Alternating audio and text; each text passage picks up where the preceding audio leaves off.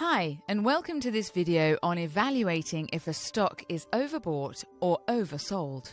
Understanding whether a stock is overbought or oversold is important for making informed investment decisions. In this video, we'll explore some of the key indicators and tools you can use to determine if a stock is overbought or oversold. Section 1. What is overbought and oversold? Before we dive into how to evaluate if a stock is overbought or oversold, let's define these terms.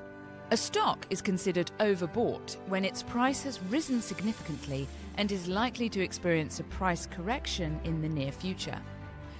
On the other hand, a stock is considered oversold when its price has fallen significantly and may be due for a rebound. Section 2. Key indicators. There are several indicators you can use to determine if a stock is overbought or oversold.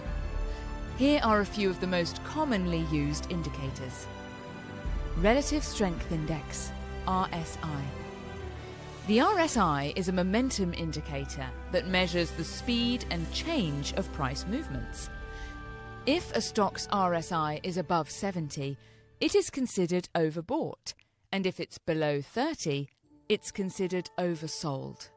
Moving Average Convergence Divergence, or MACD. The MACD is a trend-following indicator that measures the difference between two moving averages. If the MACD line is above the signal line, it's a bullish signal, and if it's below the signal line, it's a bearish signal. Bollinger Bands. Bollinger Bands are a volatility indicator that plot two standard deviations away from a stock's moving average. If a stock's price is trading near the upper band, it may be overbought, and if it's trading near the lower band, it may be oversold. These are all examples of technical analysis, and you can find many good courses about their use online. Section 3. Other factors to consider.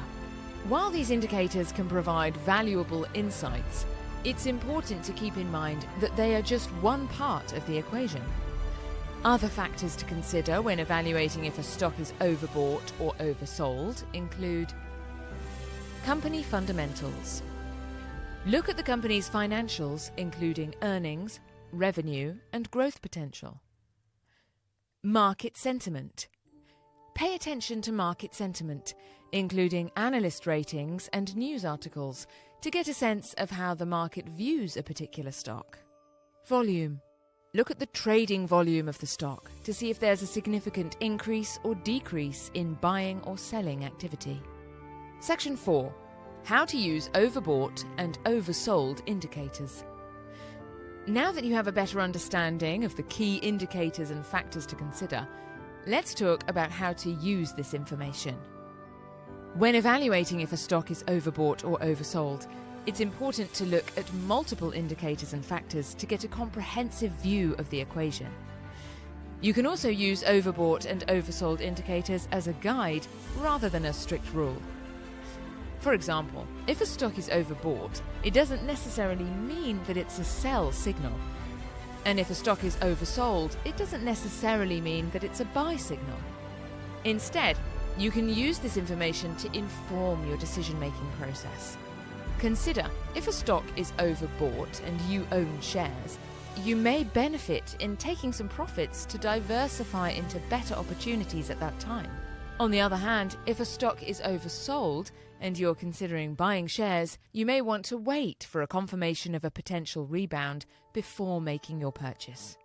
In conclusion, understanding whether a stock is overbought or oversold is an important part of the investment process. By using key indicators and taking into consideration other factors such as company fundamentals, market sentiment, and volume, you can make informed decisions and potentially maximize your returns.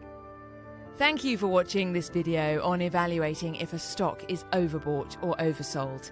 I hope you found it helpful. For more information on investing, be sure to subscribe to our channel and stay tuned for more videos.